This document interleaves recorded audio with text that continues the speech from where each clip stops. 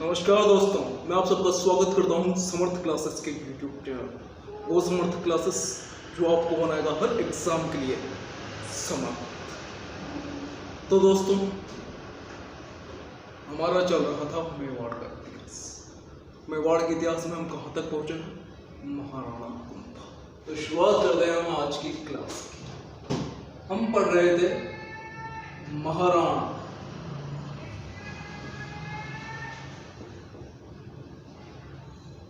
कुंभा।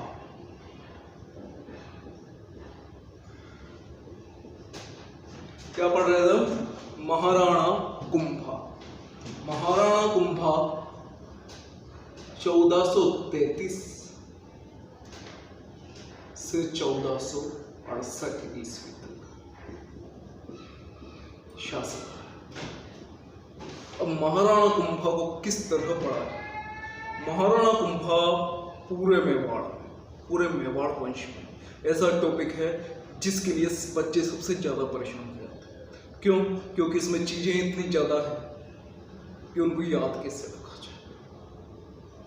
तो देखते हैं कैसे याद रखा जाए। हमने जितना पढ़ लिया था उसको एक बार और दोहराएंगे। यह है महाराणा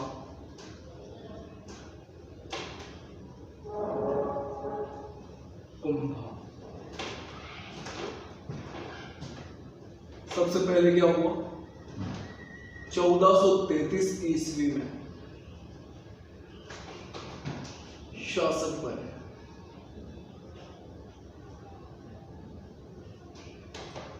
अब शासक बनने के बाद महाराणा कुंभा के सामने कौन सी समस्या थी? पहला तो अपने पिता की मृत्यु का प्रतिशोध लेना। जिन्होंने इनके पिता को मारा उनसे बदला लेना, उनका संहार करना, यह महाराणा कुंभा का उद्देश्य था। तो बदला लेने के लिए क्या किया इन्होंने? मालवा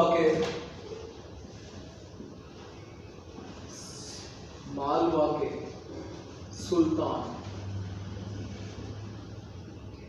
महमूद खिलजी प्रथम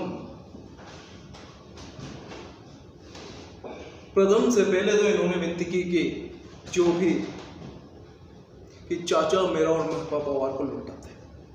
नहीं माना तो बदला लेने के लिए क्या किया इन्होंने? युद्ध हुआ, सारंगपुर का युद्ध कब हुआ? 1437 ईस्वी। तो सारंगपुर को याद करने की क्या जरूरत है? बस इनकी जीवन में चलते रहो। शासक बनने के बाद महाराणा कुंभा का पहला काम था अपने पिता की मृत्यु का बदला लेना। और जिनसे बदला लेना था वो किसके पास थे? मालवा के सुल्तान महमूद खिलजी के पास थे वो सब। तो उसके लिए इनको युद्ध करना पड़ा सारंगपुर।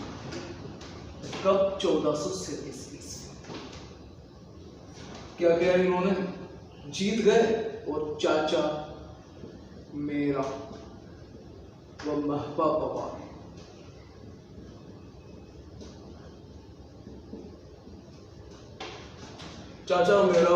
पवार की हत्या करवा दी, वध कर दिया। तो इनका एक काम पूरा हो गया। अब दूसरी समस्या क्या थी? राठौरों का वर्चस्व।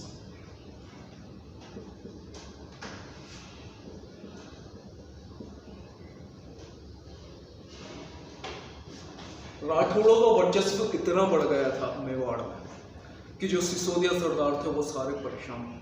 क्योंकि सारे ऊंचे पदों पर रणमल ने किनको बिठा दिया था? राठौड़। तो अब महाराणा कुंभा ने जब ये देखा कि यार ये तो गड़बड़ मामला चल रहा है और ऐसे तो पूरी सत्ता मेरे हाथ से चली जाएगी, तो महाराणा कुंभा ने भारमली की सहायता से भारमली की सहायता से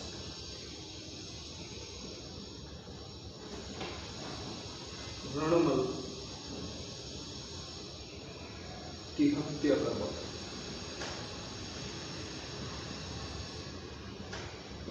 और रणमल की हत्या करवाने का एक और कारण क्या था? रणमल ने जो राणा लखा का बेटा था, कौन? राघव देव, उसको मरवा दिया था रणमल। उसके बाद से सरदार जो सिसोदिया सरदार थे सारे बहुत भड़क गए। इस कारण से रणमल को मरवा। रणमल के मरने के बाद जो जोधा था, राव जोधा, वो भाग गया मंडोर। लेकिन कुंभा ने राव जोधा को राव जोधा के पीछे भेज दिया। फिर इनके बीच में परेशान होकर हंसाबाई ने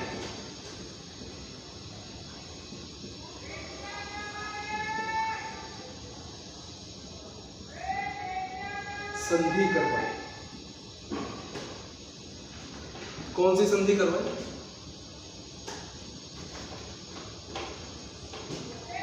आंवल बावल की संधि। आंवल बावल की संधि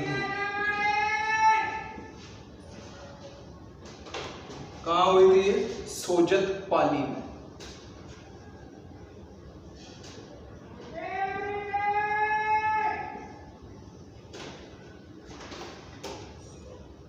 सोजत पाली में।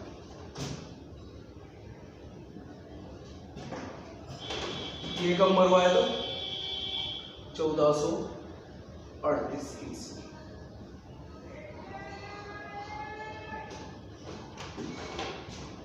इसके बाद ये होने के बाद 1456 ईस्वी में चंपानेर की संधि।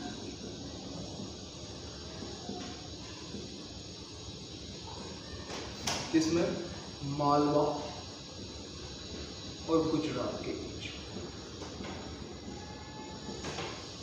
किसको मारने के लिए? आक्रमण करने के लिए महाराणा कुंभा। तो 1457 ईस्वी में बदनौर के युद्ध में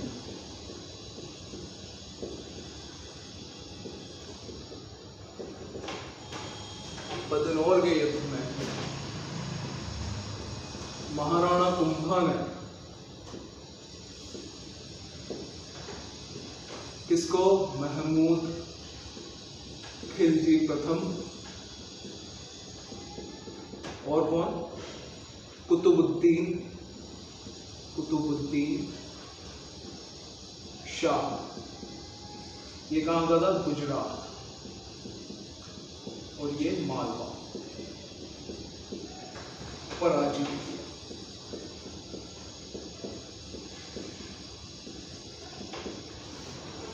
ये कौन सा?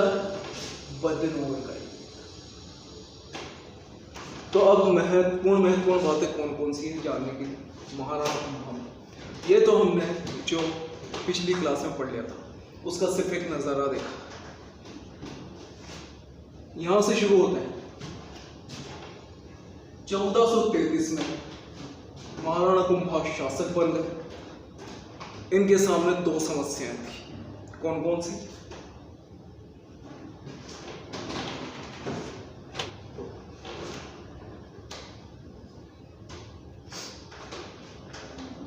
हाँ तो देखो भाई क्या हुआ। 1433 ईस्वी में महाराणा कुंभा शासक बने। फिर क्या करना था इनको?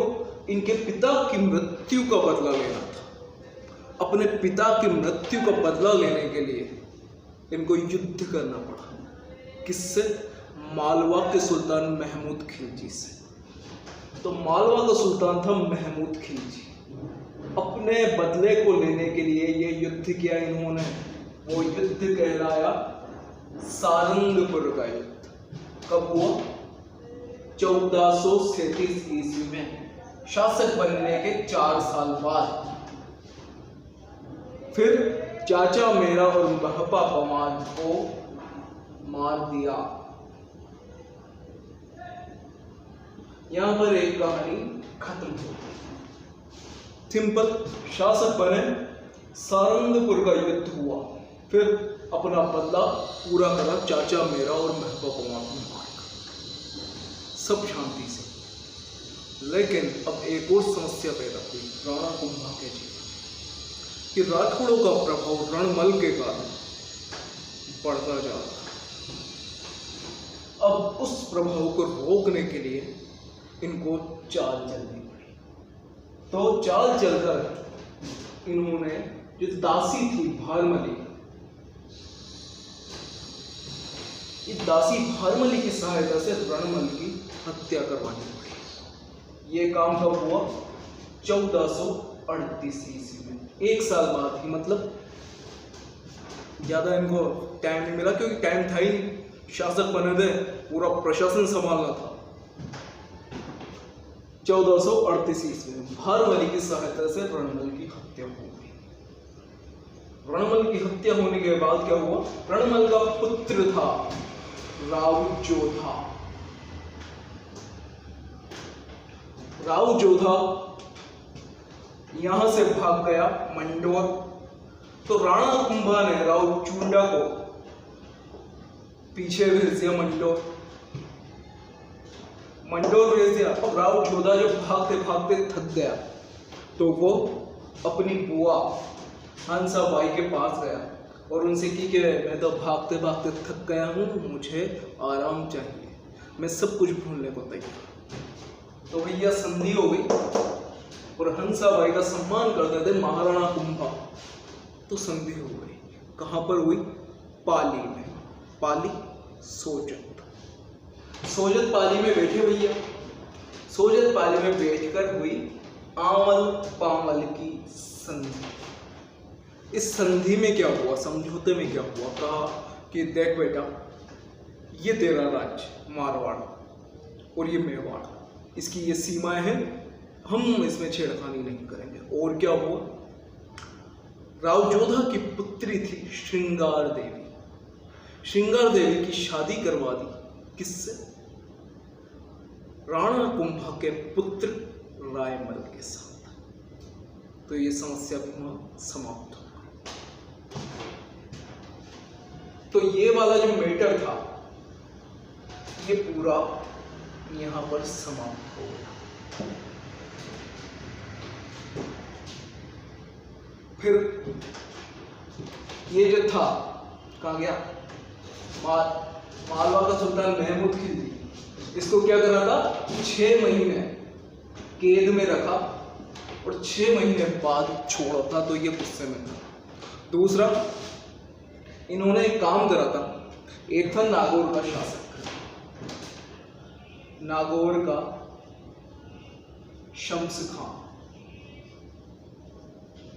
कल बताया था मैंने, इस शम्स खां को महाराणा कुंभा ने गद्दी पर बिठवाया था, क्योंकि इसके पिता फिरोज खां के मरने के बाद इसको बैठने नहीं दे रहे थे, इसको भगा दिया था। तो महाराणा कुंभा ने इसकी सहायता की थी और गद्दी पर बैठा है। लेकिन ये शम्स खां गुजरात के कुतुबुद्दीन शाह के साथ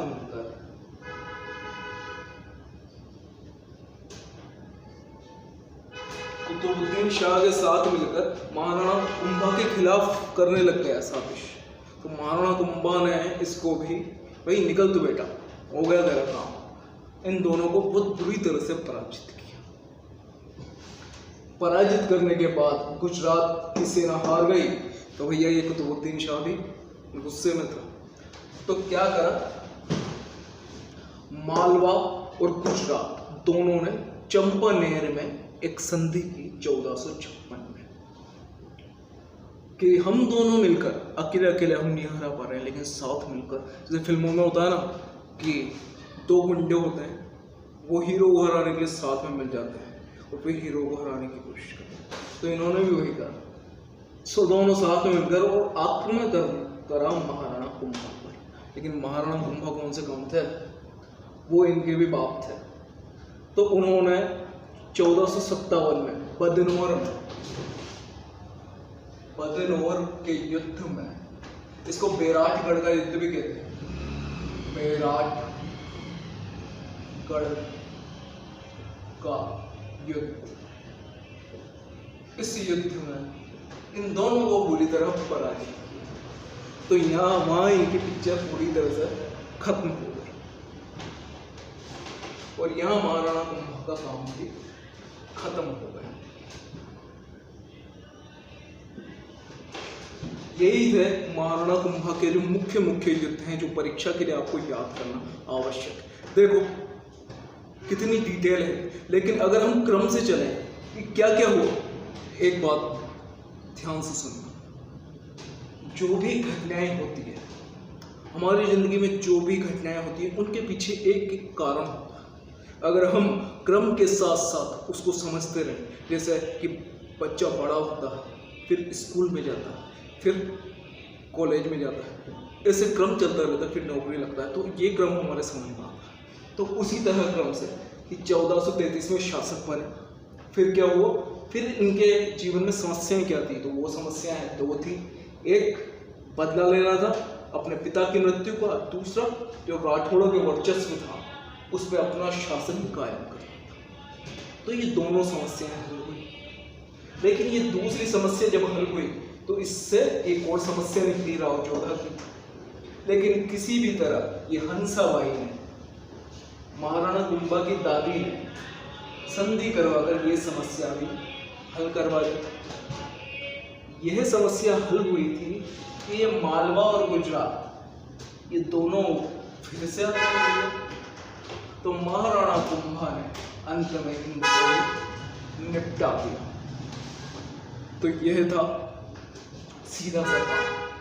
अब इसको उतार लो, एक बार इसका स्क्रीनशॉट लो, फिर हम महाराणा कुंभा के वर्चस्व के बारे में कि वो क्या थे ये पढ़ें। उतार लो भैया।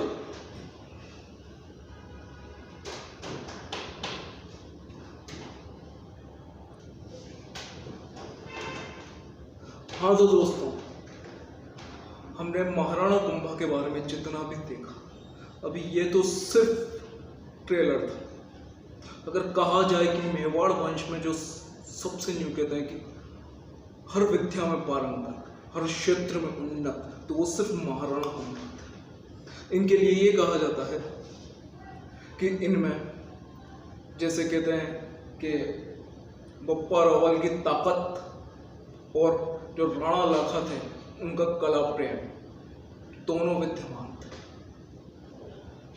अब देखते हैं इनके बारे में और क्या क्या। अब बात करते हैं इनके बहुत से विषय हैं, इनकी उपाधियां, इनके साहित्य, इनके निर्माण। तो सबसे पहले बात करते हैं उपाधियां।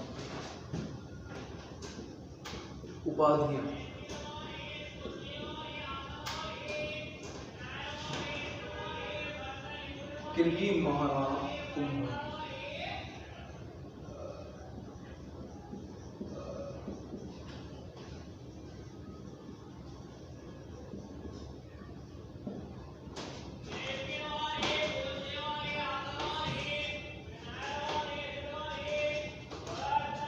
तो जो कीर्ति स्तंभ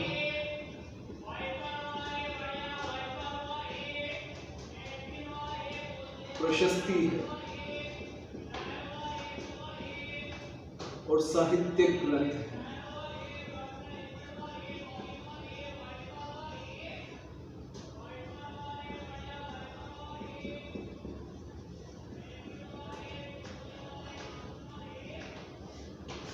उनमें इनको क्या क्या कहा।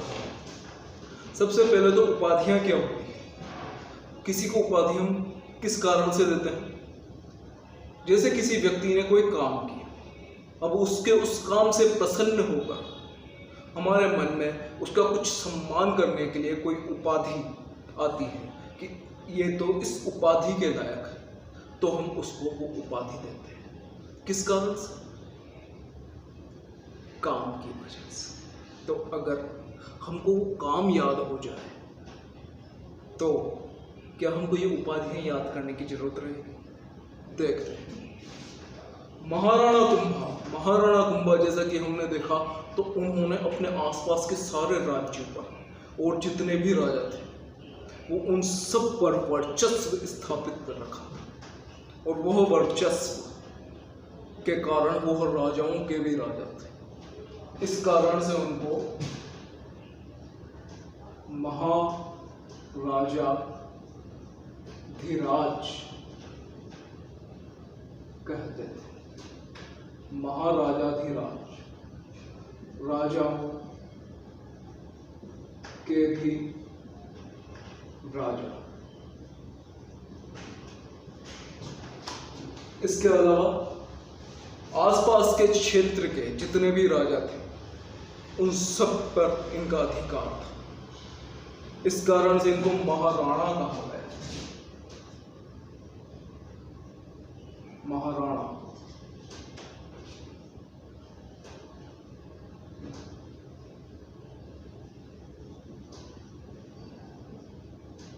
आसपास के सभी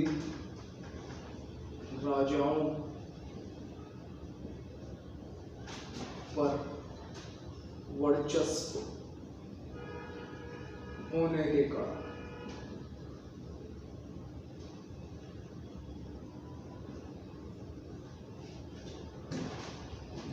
कहते हैं कि यह राजा होने के साथ साथ दानी भी थे।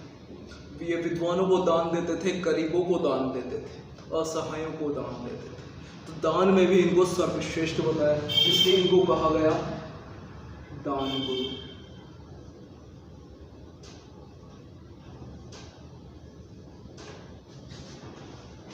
ये सभी विद्याओं में निपुण थे।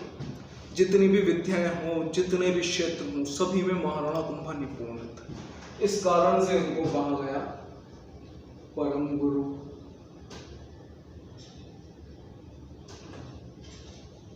राजनीति में निपुण होने के कारण अपने राज्य को बेहतर ढंग से चलाने का इनमें गुण था। इस कारण से इनको कहा गया राजगुरु। और एक और पदवी आती है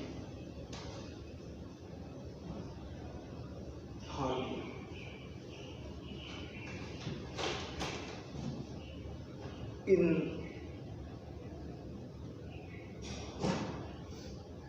जो भी पर्वतीय दुर्ग होते हैं, जितने भी पर्वतीय दुर्ग, ये पर्वत पर बनने वाले दुर्ग,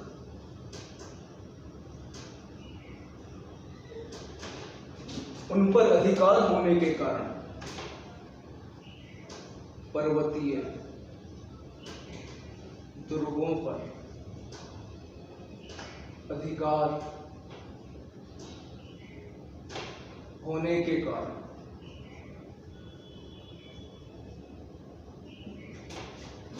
इन्हें हाल गुरु कहा गया। क्या कहा गया? हाल गुरु।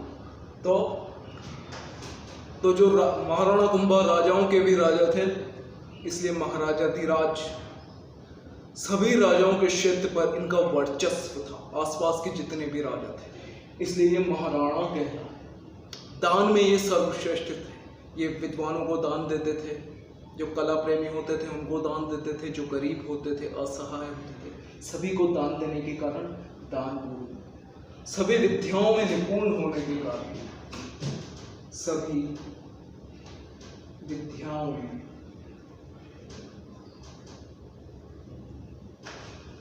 निपुण होने के कारण यह कहलाए परम गुरु। और राजगुरु राजनीति में अपने राज्य का शासन चलाने में निपुण होने के कारण यह कहलाए राजगुरु। तो ये सब उपाधियां थी कीर्ति स्तंभ प्रशस्ति। लेकिन इसके अलावा रसिक प्रिय टीका में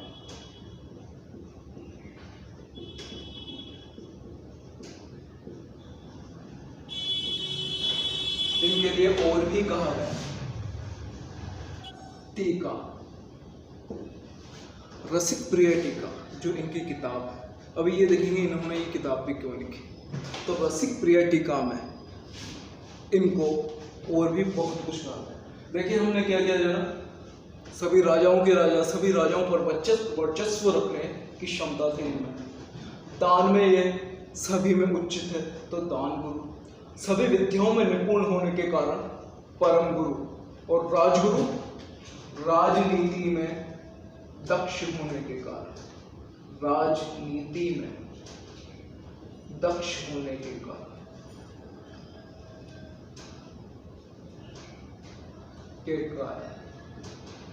क्या कहना है? राजगुरु। सभी पर्वतीय दुर्ग पर इनका अधिकार था तो इनको कहा गया हाल गुरु। ये संगीत में भी निपुण थे। जो वीणा वादन होता है तो वीणा वादन में भी महाराणा कुंभा अतुलनीय थे। इस कारण से इनको कहते हैं अभिनव भट्टाचार्य।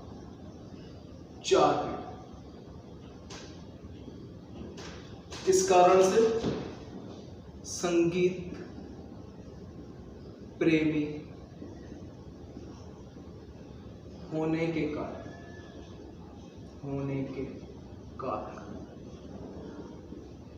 और क्या वीणा वादन में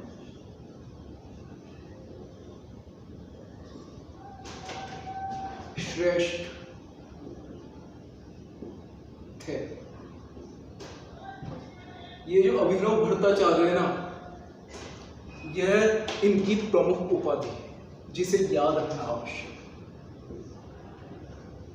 इसके अलावा उस समय जितने भी हिंदू शासक थे, क्योंकि मुस्लिम जितने भी बाहर से आए थे उस वक्त उनका शासन भारत देश में चल रहा था, उसके बावजूद भी जितने भी हिंदू शासक थे उन्होंने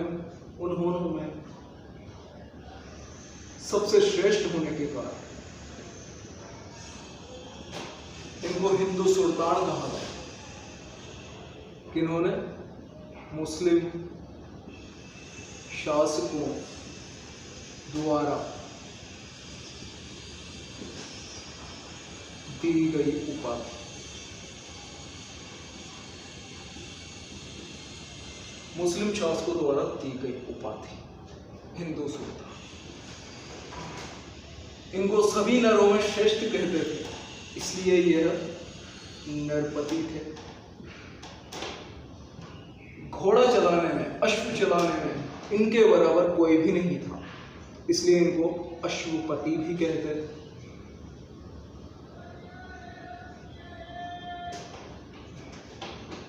ठीक है। इसके अलावा छाप गुरु, जो कहा था ना छापा मार युद्ध पद्धति, छापा मार युद्ध में निपुण होने के कारण छाप गुरु। और देखिए संगीत में निपुण होने के कारण ये संगीत गुरु भी कहलाए।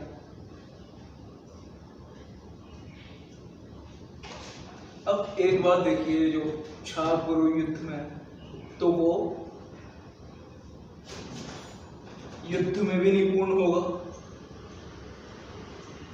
शेल गुरु युद्ध में सबसे निपुण होने के कारण शेल गुरु है। युद्ध में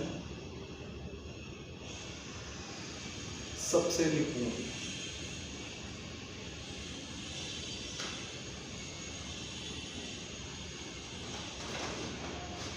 इसके अलावा भी इनकी बहुत सी उपाधियां हैं। 2 उपाधियां और लिख लो। राणे राय,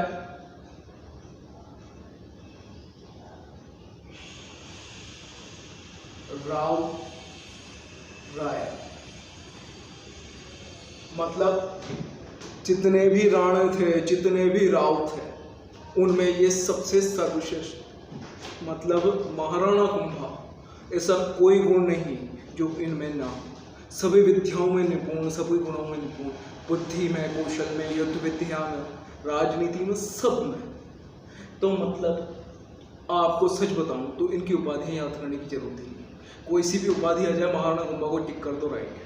बस इनके जो विशिष्ट नाम है ना वो वाले ध्यान, एक अभिनव भट्टाचार्य और हिंदू सुल्तान, ये दोनों याद रखना जरूरी है। बाकी ये सब तो इनके बारे में आपको यूं ही पता चल जाए। बस जैसे थोड़ी अलग अलग क्या लगेगी, राजगुरु, राजनीति, ये हाल गुरु। हाल गुरु मतलब पर्वत की जो दुर्ग है उन पर अधिकार होने के कारण। यहाँ पर शेल गुरु मतलब युद्ध में सबसे अधिक निपुण होने के कारण। छाप गुरु, छापा मार युद्ध पद्धति में निपुण होने के कारण। इसके अलावा भी इनकी बहुत सारी उपाधियां हैं, लेकिन जो प्रमुख है वो यही है। इनको उतारो।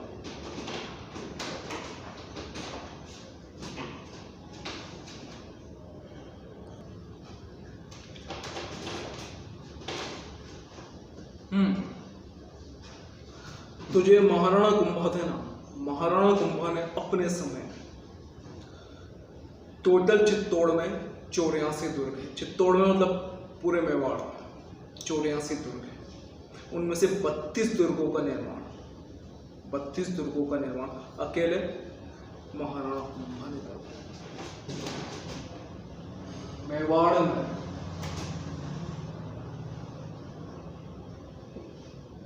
84 दुर्गों में से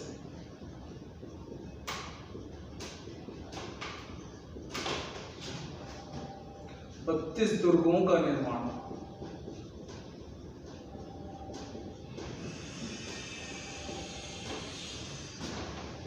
स्वयं महाराणा कुंभा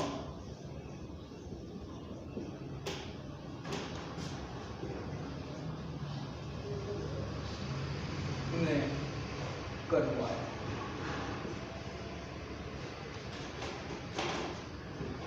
क्या? अब देखो उनके जीवन पर दोबारा चलो। क्या हुआ था 1433 में? 1433 में महाराणा कुंभा शासक बने। उसके बाद उन्होंने सबसे पहला काम किया था सारंगपुर का युद्ध महमूद खिलजी के साथ करके उसे जीता और अपने पिता की मृत्यु का बदला लिया। किनसे? चाचा मेरा और पापा। और जब उन्होंने ये युद्ध जीता तो सभी और, क्योंकि शासक बने, शासक बनने के बाद महमूद खिलजी मालवा का शासक, उसको हराकर उनकी कीर्ति बढ़ गई। तो जब महाराणा कुंभा की कीर्ति बढ़ी तो उन्होंने कि अच्छा हमारी कीर्ति बढ़ी है तो उसकी एक निशानी तो होनी चाहिए ना। तो उन्होंने निर्माण करवाया इसी खुशी में कीर्ति स्तंभ का। कीर्ति स्तंभ जिसको क्या कहते हैं? क्योंकि ये विजय का प्रतीक भी है इसलिए इसको कहते हैं विजय स्तंभ। कब? 1440 में इसका काम शुरू। अब क्यों 1440 में क्यों शुरू? क्योंकि आप जानते हो कि 38 में तो वो रणवार वाला मामला फैल रहा था, उसके बाद वो राव जो था उसको संभालना पड़ा, तो इसमें कैंप निकल गया। तो वो पहुंच गए 1440। उन्होंने तो क्या दिमाग फ्री होना। ये जो काम होते हैं ना निर्माण के, कब होते हैं? जब शांति, दिमाग शांत, तो नई नई चीजें क्रिएटिविटी माइंड में आती है। तो 1440 से 1448 ईस्वी तक मैं ये बना। अब इसको क्या क्या कहते हैं? विजय स्तंभ, विक्ट्री, आधा का विक्ट्री टावर, विक्ट्री टावर, मूर्तियों का अजायब घर।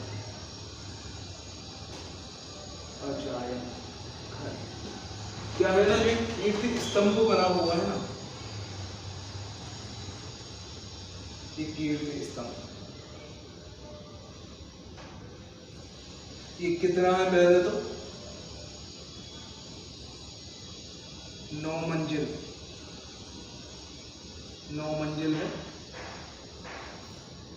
कितना? 9 मंजिल। देखो 1 2 3 4 5 6 7 8 और ये 9वीं मंजिल।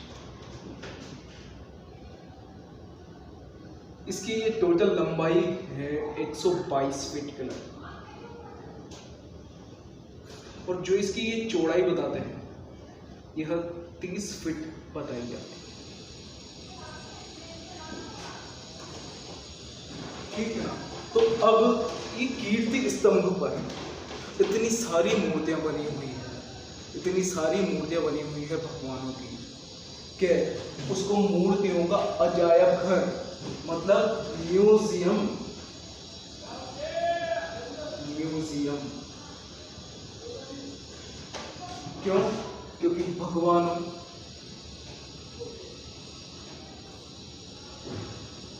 और देवी देवताओं की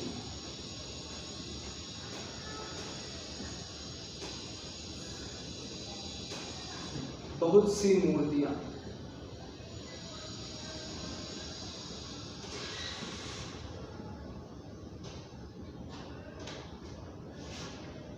बनी हुई है।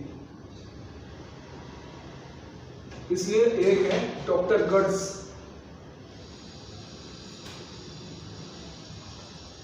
डॉक्टर गड्स इसको भारतीय मूर्ति कला का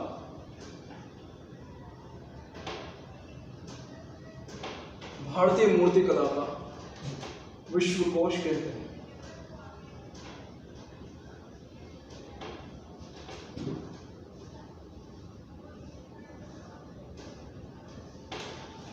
क्या कहते हैं? भारतीय मूर्ति कला का विश्वकोश कहते हैं, क्योंकि यहाँ पर इतनी सारी मूर्ति है। अब इसके वास्तुकार कौन थे?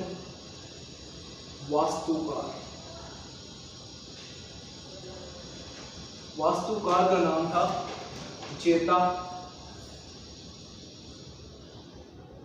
और इसके पुत्र कौन कौन? नापा, पोमा और पुंजा। इन वास्तुकारों ने इसका निर्माण किया। इसकी पहली मंजिल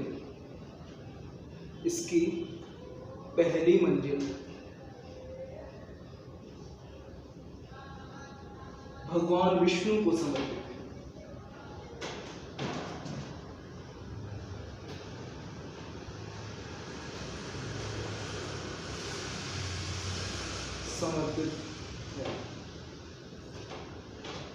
इसकी पहली मंजिल भगवान विष्णु को समर्पित है, इसलिए इसे विष्णु ध्वज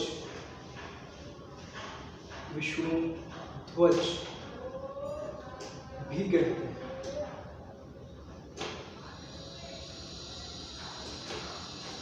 विष्णु ध्वज भी कहते हैं। एक और बात है, इसकी जो ये तीसरी मंजिल है ना, ये तीसरी, इस पर 9 बार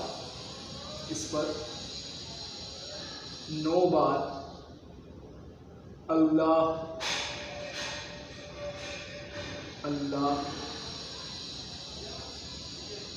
लिखा। क्या है ना, अभी आगे हम जब पढ़ेंगे तो आगे जाकर इसके लिए संधि हो गई थी। महाराणा प्रताप की मृत्यु के बाद अमर सिंह ने मजबूर होकर संधि कर ली थी मुगलों से। तो एक शर्त रखी थी कि चित्तौड़गढ़ का ये निर्माण नहीं करवा सकते, चित्तौड़गढ़ का पुनर्निर्माण नहीं करवाएंगे। तो उस वक्त तो इन्होंने बात मान ली थी, लेकिन जो राणा राज सिंह थे ना, उनके पिता ने वो काम शुरू करवा दिया था। तो उन्होंने भी उस चित्तौड़ के काम को जारी रखा। लेकिन जैसे ही वहाँ पता चली औरंगजेब ने इस काम को रुकवाने के लिए कहा और उसके लिए अपनी सेना भेज दी। जैसे ही राणा राज सिंह को पता चला तो उनको लगा कि यार ये यहाँ के तोड़फोड़ तो करेंगे, अभी अपन इनको रोक भी नहीं सकते क्योंकि उतनी शक्ति थी नहीं, शक्ति कमज़ोर थी। तो इन्होंने क्या करा, इसको नुकसान नहीं पहुंचा, इसलिए इन्होंने यहाँ तीसरी मंजिल पर 3 बार के 9 बार अल्लाह ये नाम लिखवा दिया, ताकि इस नाम को देखकर ये इसको तोड़ेंगे ही। और हुआ भी यही, जब वो यहाँ आए इसको तोड़ने वाले थे तो उन्होंने किया, अरे तो अल्लाह लिख रहा है इसको तो हम तोड़ नहीं सकते, कामयाब हो। ठीक है, तो इसी कीर्ति स्तंभ पर एक प्रशस्ति है जिसका नाम आपने अब तक बहुत बार सुन लिया है, कीर्ति स्तंभ प्रशस्ति।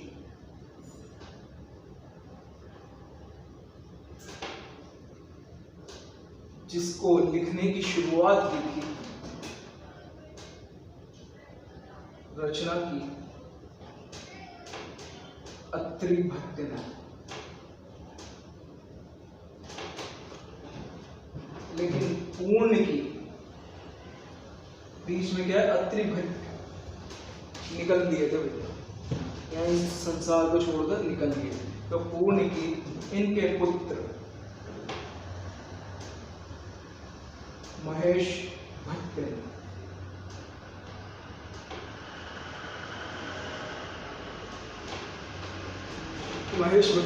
कीर्ति स्तंभ प्रशस्ति को पूर्ण किया।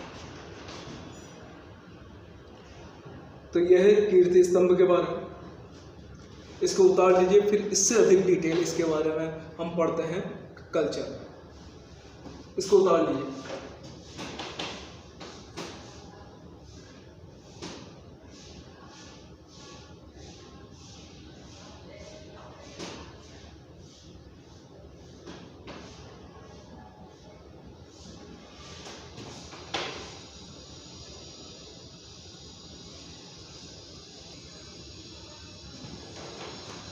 अब एक दो बातें और रह गई है कि इसके बारे में जो अंग्रेज थे उन्होंने क्या कहा या किसी और ने क्या कहा।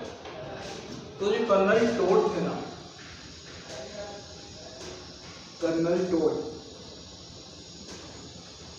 टोड ने कहा कि भाई यह तो कुतुब मीनार से भी श्रेष्ठ इमारत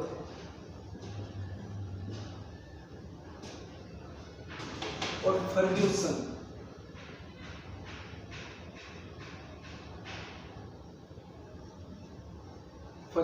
ने कहा इसकी तुलना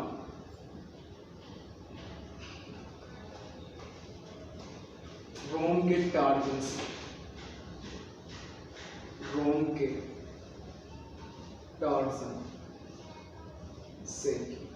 तो रोम में एक ऐसी टार्जन नाम की कोई इमारत बनी हुई है, उससे तुलना की फर्ग्यूसन ने इनकी।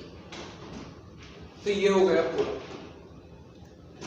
अब इन्हीं जो राणा कुंभा ने ये इतनी सारी निर्माण करवाया ना, इस कारण से इनको स्थापत्य गुरु भी कहते हैं। क्या कहते हैं? स्थापत्य गुरु। इसके निर्माण के बाद महाराणा कुंभा की एक पत्नी थी, क्या नाम था? कुंभल मेरू। मैंने लिखवा भी, उन्हीं के नाम पर उन्होंने एक महल का निर्माण करवाया जिसका नाम था कुंभलगढ़। ठीक है, तो इस कुंभलगढ़ के बारे में लिखेंगे। पहले इसको उतार लो, पूरा मिटा कर फिर नया से लिखेंगे। तो कुंभलगढ़ के बारे में शुरुआत करता है। कुंभलगढ़, जिसको अजय दुर्ग भी कहते हैं, अजय दुर्ग। इसका एक नाम है कुंभल मेरू, जो कि महाराणा कुंभा की रानी का नाम था, कुंभल मेरू। कमलदीर और मच्छेंद्र, ये कुंभलगढ़ के कुछ नाम। कुंभलगढ़ का निर्माण करने वाले वास्तुकार का नाम है मंडल।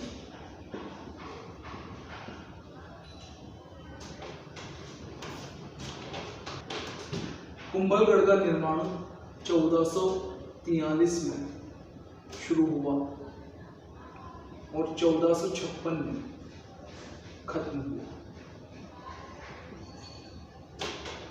1456 ईस्वी में खत्म हुआ। महाराणा कुंभा ने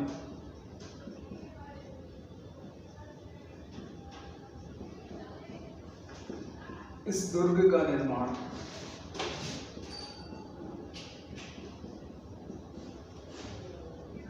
अपनी पत्नी या रानी कुंभलमेरु के लिए करवाया।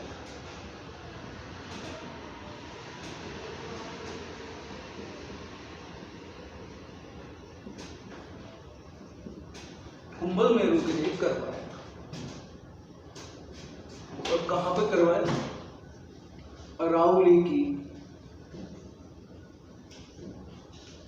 जरगा पहाड़ी पर इसका निर्माण करवाया।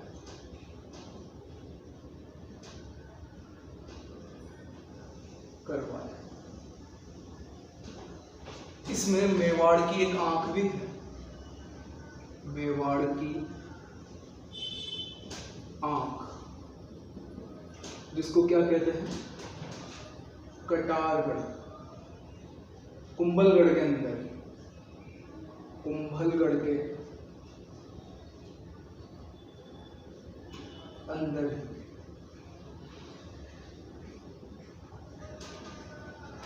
इस कटारगढ़ को देखकर अबुल फजल कहता है, अबुल फजल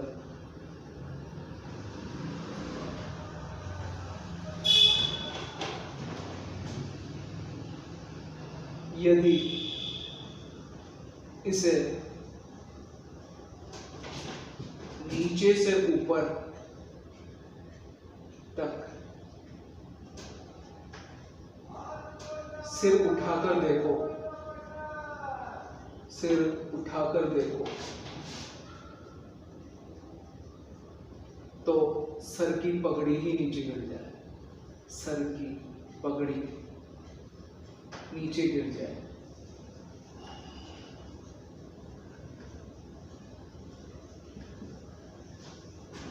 सर की पगड़ी भी नीचे गिर जाए। तो देखो, हमने दो चीजें पढ़ी। पहला, कीर्ति स्तंभ का निर्माण क्यों? क्योंकि कीर्ति फैली थी भैया। कीर्ति फैली तो अपनी कीर्ति को दिखाने के लिए कीर्ति स्तंभ उसकी याद। यह अपनी पत्नी के लिए, कुंभलमेरु के लिए कुंभलगढ़ का है। और भी दुर्गों का निर्माण करवाया। क्यों करवाया? उनके लिए भी एक एक लाइनें पढ़ी। पहले इसको तोड़ो। हाँ, तो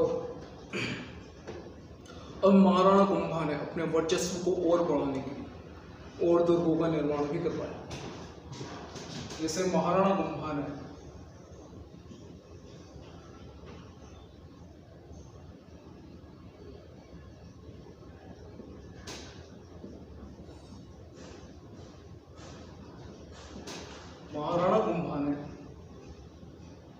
एक बसंत दुर्ग कहां पे बनाया? सिरोही में। क्योंकि वहां पर बसंतपुरा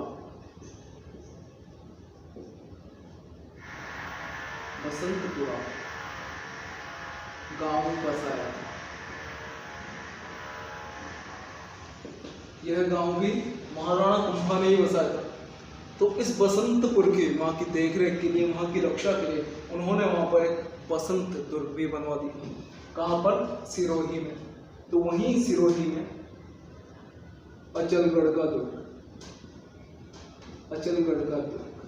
जिसका निर्माण तो परमार शास्त्र ने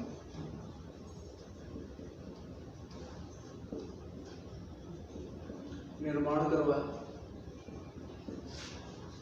लेकिन इन्होंने जीर्णोद्धार करवाया। जीर्णोद्धार महाराणा कुंभा।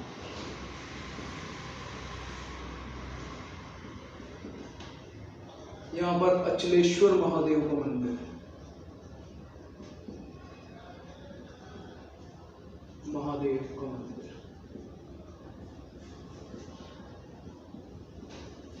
कहते हैं कि यहाँ ये परमार शासक कुछ ज्यादा ही विद्रोह करने लग गए थे, विरोध करने लग गए।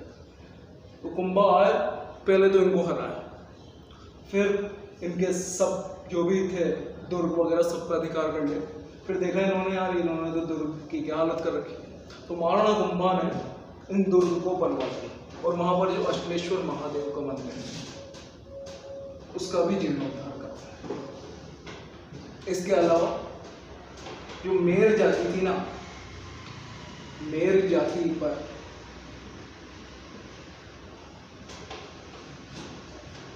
नियंत्रण के लिए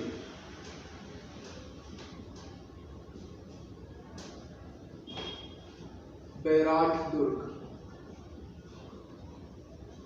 कहां पे? भीलवाड़ा में। इसके अलावा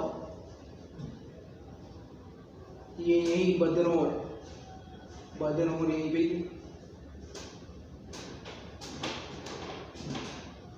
भोराट,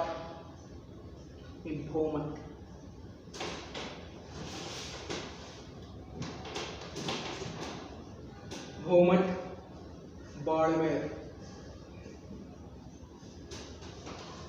इसका निर्माण भीलों पर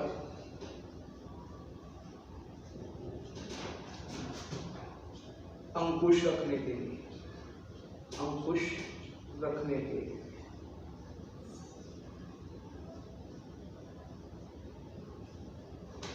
अब जो एक राजा रहता है ना, उसको सभी जगह कहीं विद्रोह नहीं हो जाए, कोई जाति बिगड़ नहीं जाए, सब पर ध्यान रखना पड़ता है।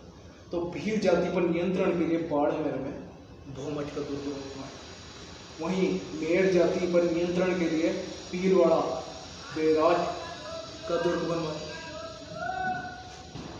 इसके अलावा अचलगढ़ दुर्ग परमार शासक को हरा कर वहाँ के अचलगढ़ का निर्माण करवाया। बसंतपुरा में बसंत दुर्ग सिरोही में निर्माण करवाया। ये अचलेश्वर महादेव के भी कहाँ है? सिरोही।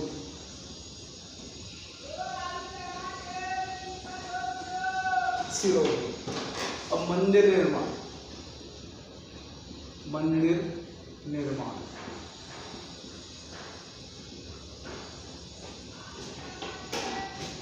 कुंभलगढ़ में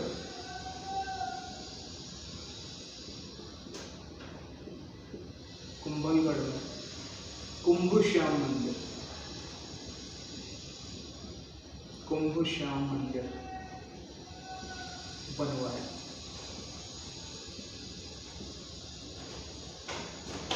दूसरा, बदनौर के युद्ध में विजय होने के बाद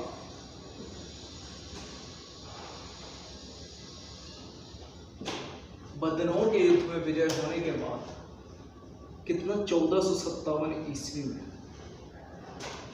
इन्होंने कुशाल माता का मंदिर,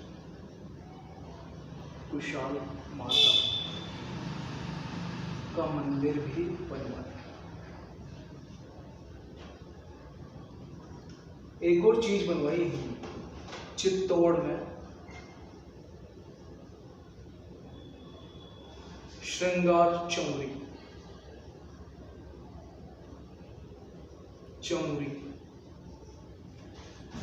जिसे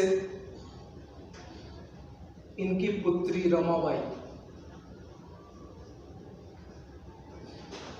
जो संगीत में निपुण होने के कारण वागीश्वरी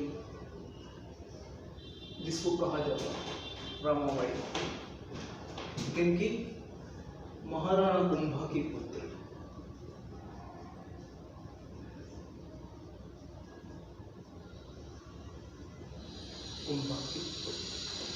वागेश्वरी संगीत में दक्ष थी। अब यह श्रृंगार चौरी में क्या हुआ था? इनके विवाह का मंडप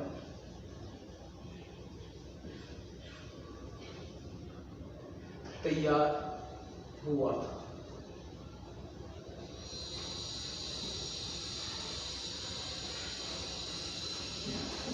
तो देखिए, हमने अभी तक क्या जान लिया?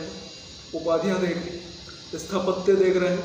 स्थापत्य में हमने दुर्ग देख लिया सबसे पहले।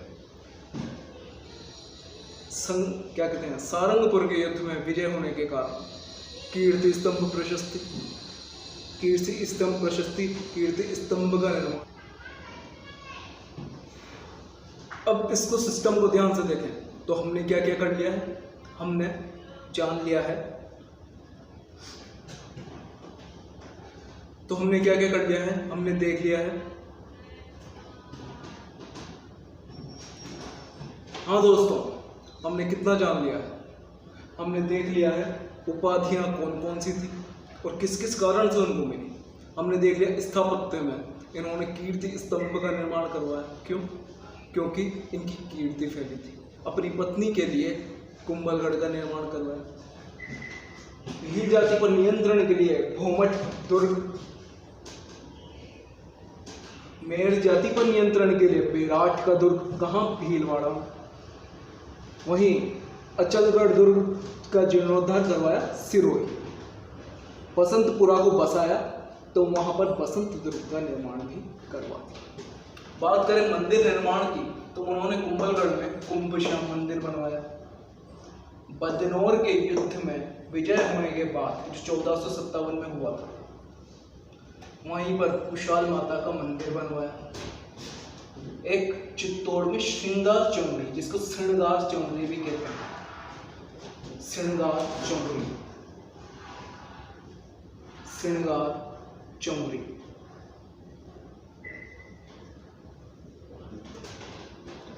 श्रृंगार चौंगड़ी इसके कारण इनकी बेटी का क्या कहते हैं, इनकी बेटी रमाबाई, जिसको बागेश्वरी की उपाधि दी थी क्योंकि संगीत में दक्ष थी, उसके विवाह का मंडप यहीं पर तैयार हुआ था। यहीं पर श्रृंगार चौंगड़ी में रमाबाई का विवाह हुआ था। तो इसको उतार लो, स्क्रीनशॉट ले लो इसका। हाँ तो दोस्तों, महाराणा कुंभा चल रहे हैं।